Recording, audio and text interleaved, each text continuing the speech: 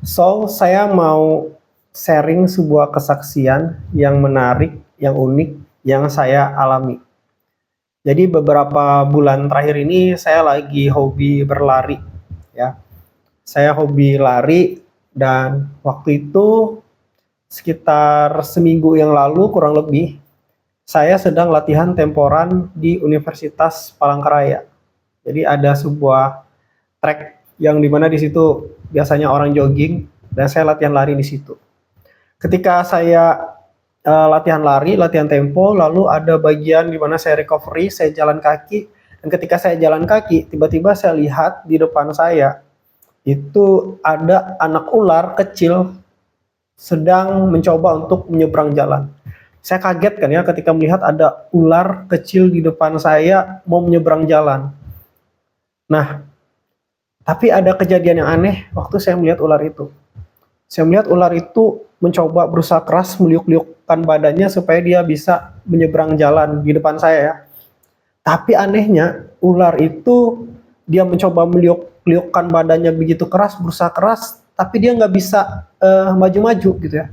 Ibaratnya kalau kayak kita manusia itu seperti jalan di tempat. Dia sudah berusaha keras, tapi seperti jalan di tempat, nggak bisa maju-maju.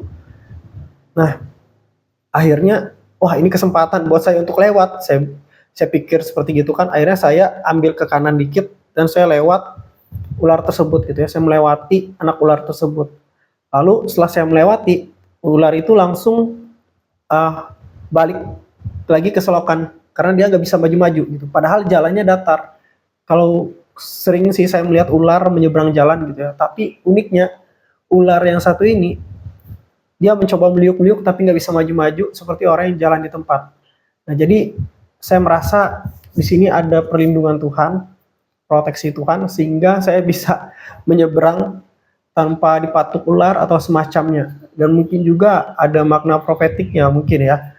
Nah jadi ini masih membingungkan saya secara pribadi ya. Kok bisa seperti itu ya? Tapi kalau kita hidup bersama Tuhan, kalau kita berjalan bersama Tuhan, kita pasti sering mengalami hal-hal yang supranatural maksud saya, hal-hal yang di luar nalar. Saya pernah berdoa untuk kaki saya yang sakit ya, ada kutil 32 dan ternyata hilang. Itu pernah saya alami. Saya pernah juga mau ditabrak truk berhenti tepat di depan mobil kami pada waktu itu ya. Oleh perlindungan Tuhan tiba-tiba mungkin jaraknya kurang lebih semeter atau kurang, truk yang lagi ngebut mengambil jalur tiba-tiba berhenti di depan kami. Saya percaya itu perlindungan Tuhan ya.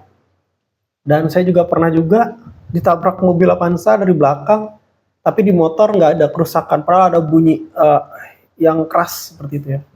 Dan hal-hal yang supranatural seharusnya bagi kita yang di dalam Tuhan itu seharusnya hal yang biasa. Gitu ya. Jadi jangan heran dan jangan anti dengan hal-hal yang supranatural, hal seperti mujizat, karena mujizat itu sungguh ada. Dan kalau kita berjalan bersama dengan Tuhan, penyertaan Tuhan, mujizat Tuhan itu sungguh nyata. Nah, jadi yang saya mau sharingkan di sini adalah jangan merasa ini ya, jangan merasa mujizat itu sudah berakhir, tapi mujizat itu tetap ada sampai sekarang. Yesus Kristus itu tetap sama dulu, sekarang, sampai selama-lamanya. Kalau Tuhan Yesus dulu melakukan mujizat, sekarang pun dia melakukan mujizat.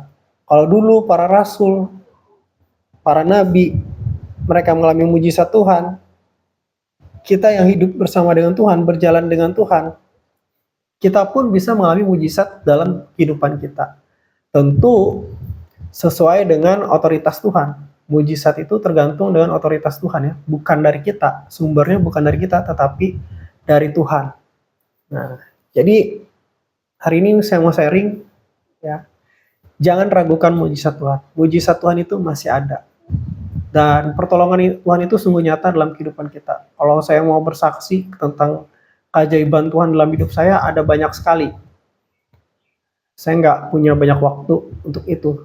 Tetapi ketahuilah, mujizat Tuhan itu masih ada sampai sekarang. Tuhan Yesus memberkati.